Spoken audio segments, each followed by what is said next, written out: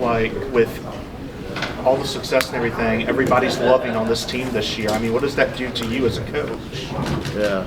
Well, like I said, it was unbelievable a year ago, the run, not only us, the men's basketball too with Coach Keats. It was just an unbelievable experience. I tell people it only took me 35 years to get there. So, but no, really happy for our players.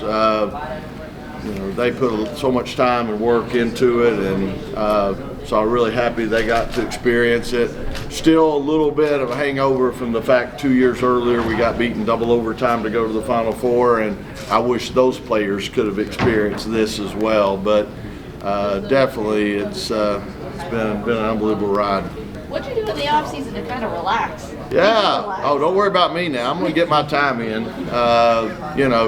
Go to Texas for a week, go to Vegas for a week, and play a little bit of golf. And somebody asked me earlier, have you taken a moment to reflect and on the season, the Final Four run? I said, are you kidding me? I've taken all summer to reflect. So, now we got to go back though, turn the page and start all over. But definitely, I enjoy my off season.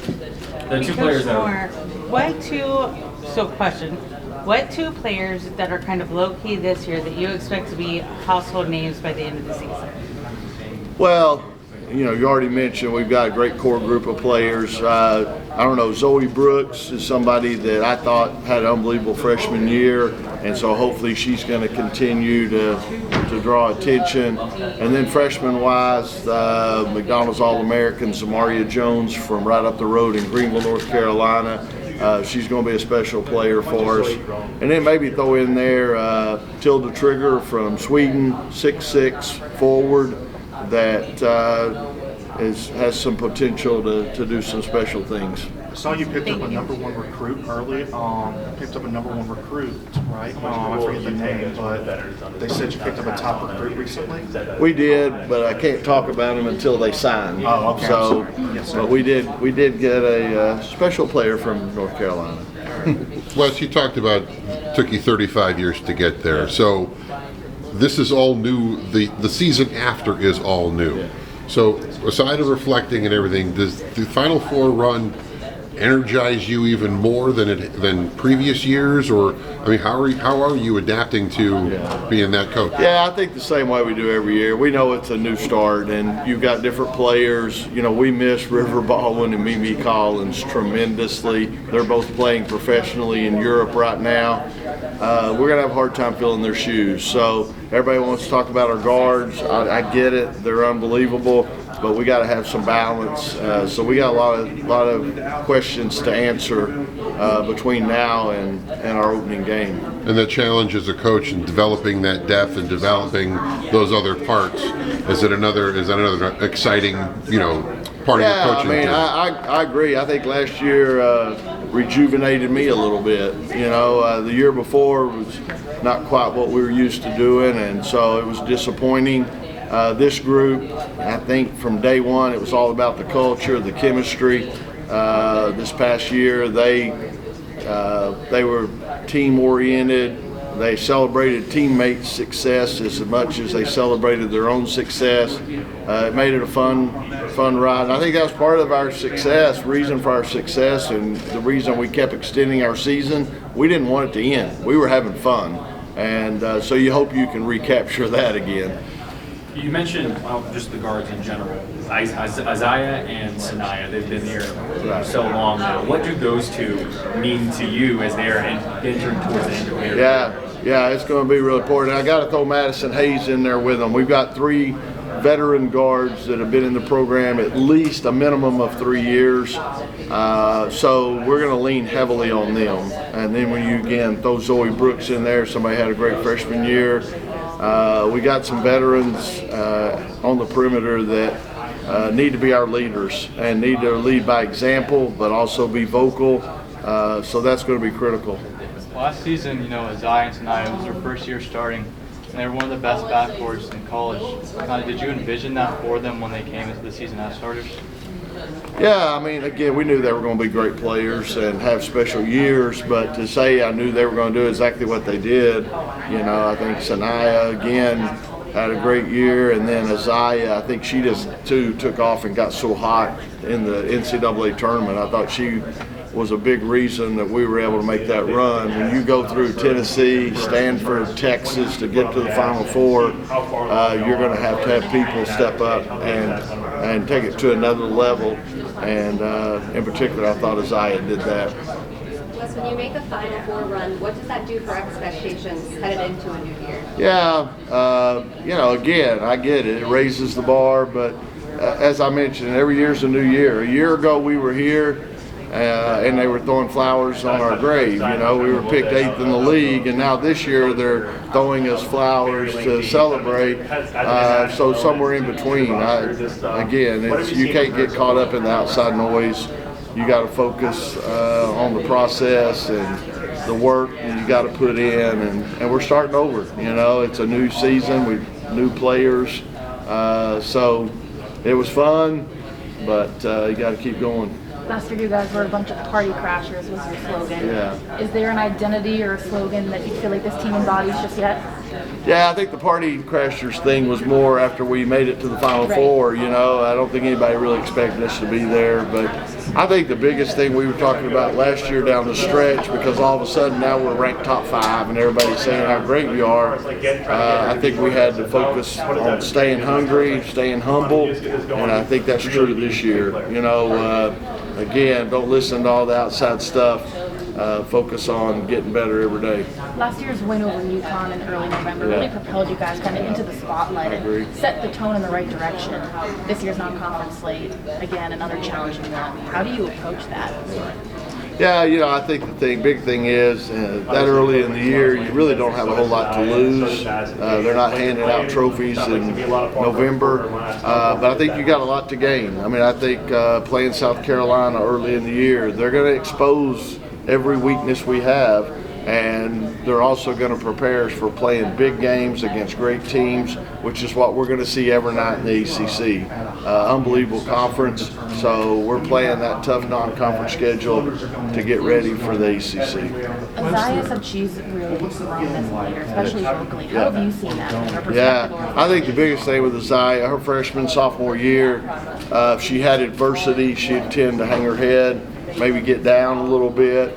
Don't see that anymore. Now she's got that confidence, and we're going to need that. Again, she's got to be a leader by example, her and Sanaya both. So they can't afford to get frustrated. They're going to get frustrated. We don't have the same exact team we had a year ago, but they can't let that come out, and they've got to instill confidence in those young players.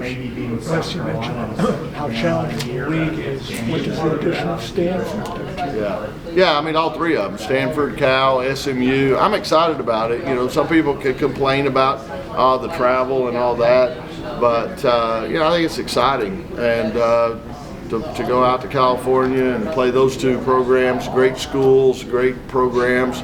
And then I'm from Dallas, so to go to SMU will be pretty neat for me. Wes, how do you, the front court, River and Mimi gone now, who are you expecting to kind of step up? I have no clue. Yeah, pray for us. Again, it's tough. Everybody overlooks them, but they were really good. And so big shoes to fill, and I don't have an answer at this point. But I like your quarter zip right there. Thank you. Yeah. Wes, with the women's game exploded with eyeballs on TV sets, Caitlin Clark, all the stuff that's been going on the last couple of years. She's in the WNBA now. Angel Reese is gone. So, how does women's basketball sort of take the baton that this next group of teams and players and sort of keep building on what's been going on the last 2 years in the sport?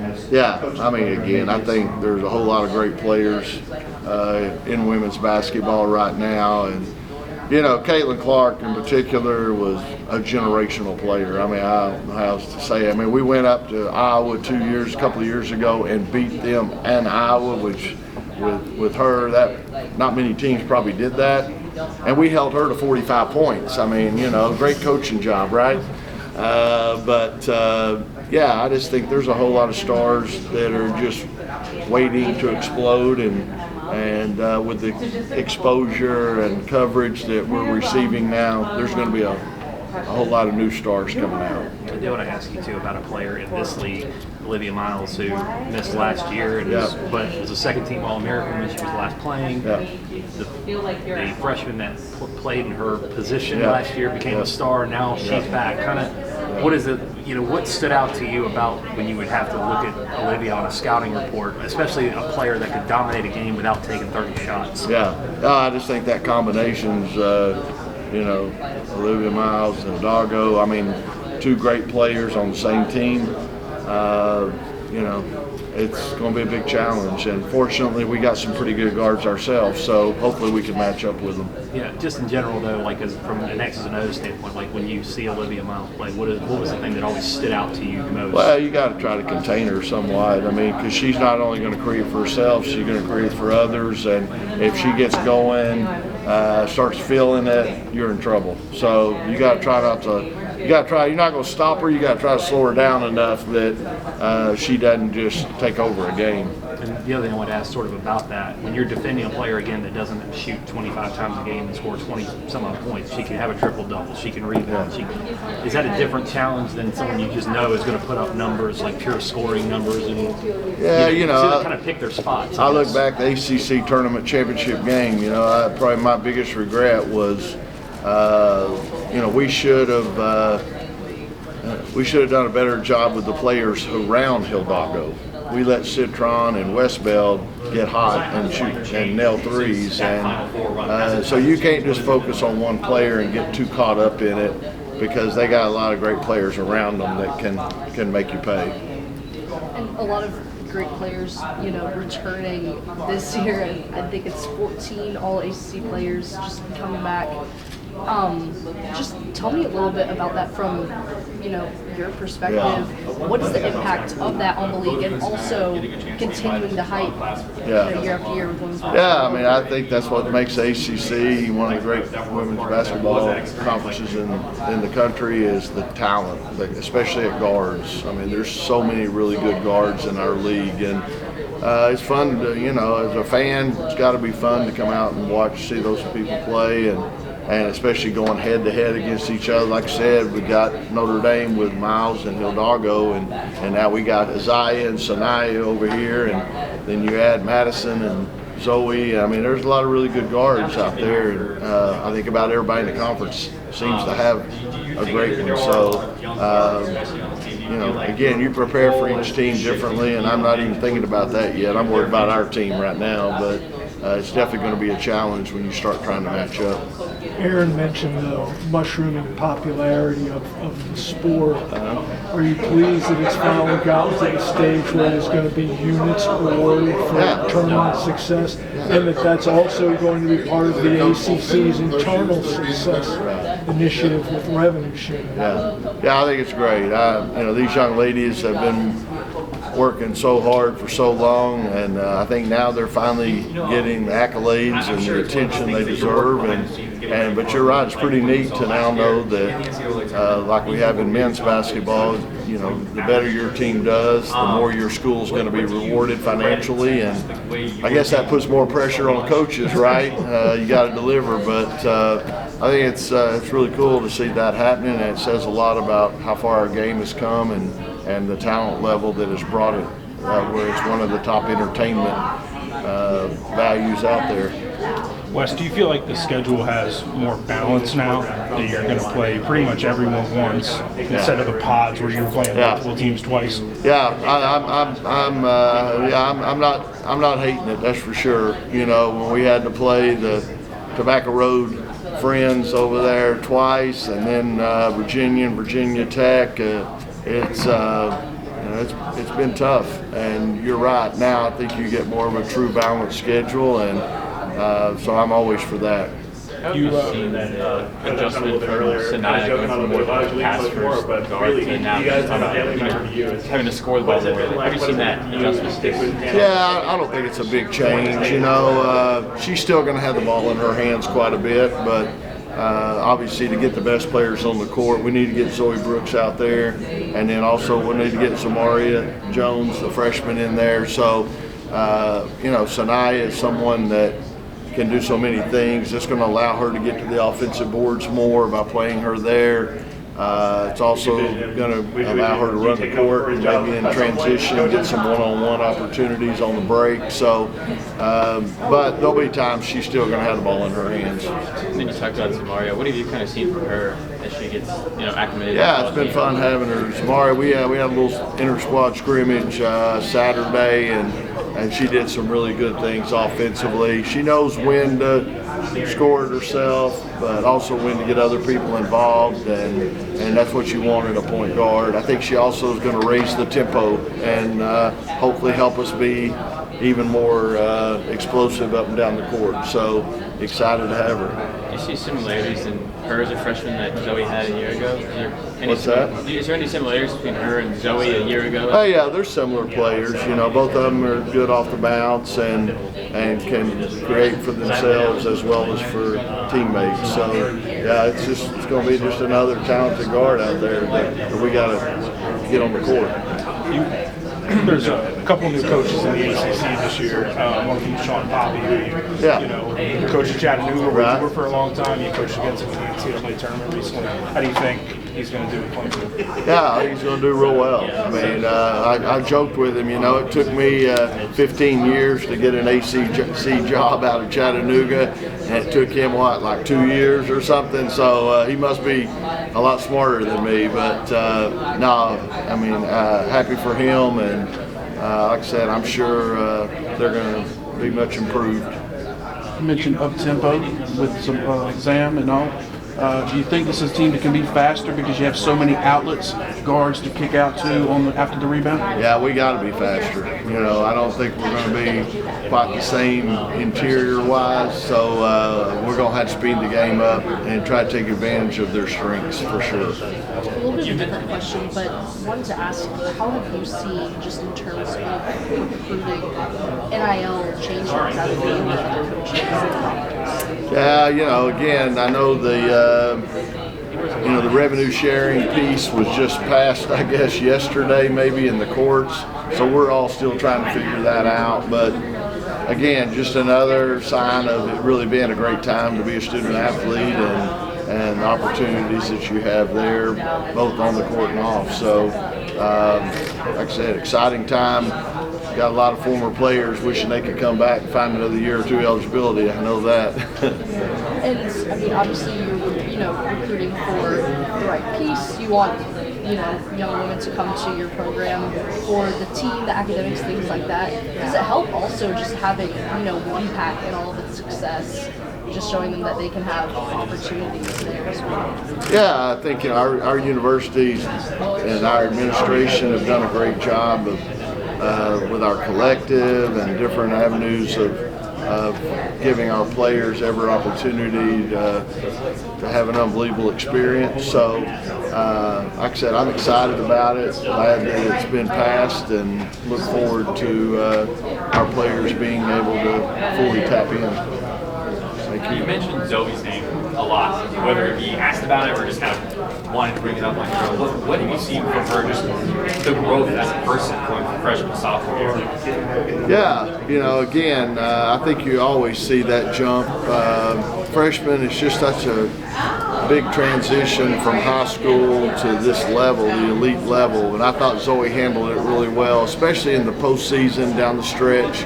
And so that, gives you hope that that's going to continue to cycle up, and she's going to take even another step in her development. And obviously it'll be a big part having Sanaya and Isaiah to pull her along a little bit. But yeah, expecting Zoe to take another step. To kind of get big picture for a second, obviously a lot of changes, a lot of growth in women's basketball in the past few years. What's been one of your favorite things that you've seen from this growth, and has there been any kind of growing pains that you feel like the sport needs to continue to learn and adjust and adapt to? Yeah, I mean, again, just the eyes on the game, Again, we're fortunate that we sell out about every one of our games, and they play in front of an awesome crowd. But you're seeing everybody's fan base and, becoming more involved in women's basketball, and then the TV exposure. I mean, I think about half our games are on national TV this coming year, so it's a great opportunity for them to be marketable and and that sort of thing, both as a team but also as individuals. And then I think the biggest change, is the whole NIL thing and portal and all that. We were blessed that we didn't really have any significant players go in the portal or anything like that. But I think trying to, as a coach, it's just a whole new can of worms to try to figure out. So still a work in progress, but hey, part of the job. James and Rivers, how can they expand their game on the court this year? Who? James and Rivers. Yeah, again, I think they can both, I think Isaiah can continue to be a little more consistent with her shooting and all that. She can score at all 3 levels, so obviously the more she can expand her range, the better. I think Sanaya has shown great improvement in her 3-point shooting these past couple of years, but still room to grow there. And then both of them, like I said, just toughness and leadership roles that they can set by example. Will be important for this team this year because, like I said, we lost some great post players. They're going to have to be really special this year. Yeah, James said she wanted to get in there and rebound more. She said she thought she we need that. We definitely need that out of both of them. And also, Sanaya, you mentioned the 3-point shooting. Can that be a build-off of the faster tempo? You kick out to the guards, you drive, maybe the secondary break through 3-point shooting with Sanaya and Isaiah. Yeah, I think we definitely would. We're probably going to be playing 4 guards quite a bit, and so that's more opportunity to spread the D, create bigger gaps, attack those gaps, and then be able, as you mentioned, to get kickouts for open threes. So hopefully, I think you shoot the 3 better when you're spotted up, and hopefully by having several players out there that can break a defense down and force help, it's going to make our 3-point shooting better when people can spot up and get a better look. It's a little off topic, but I have to ask you. I remember when you first got here, you said, I want there to be scalpers at Reynolds. Want what? Scalpers at Reynolds. Now, it's a different era now. They buy them online a lot now. But when you found out the first time they scalp tickets to women's games, what was your reaction? Yeah, pretty cool. I've had people come up and tell me how high prices are on SeatGeek or whatever, StubHub, whatever they're on. It's pretty cool to hear that people are paying $200 or $300 for a ticket to women's basketball, and makes, like I said, it makes for an unbelievable experience. You think they got that size right in Reynolds? I wish it was bigger. You wish it was a little bigger? Like someone else once said, I wish it was a little bigger, but but again, it is what it is, and it makes for a great atmosphere. The thing is, if it was bigger, we'd sell it out. Exactly. We got a big waiting list to get season tickets, so that's what would make it a little more fun. But hey, it's unbelievable as it is. The small size, the small size kind of adds to the audience. It does. Yeah. No doubt.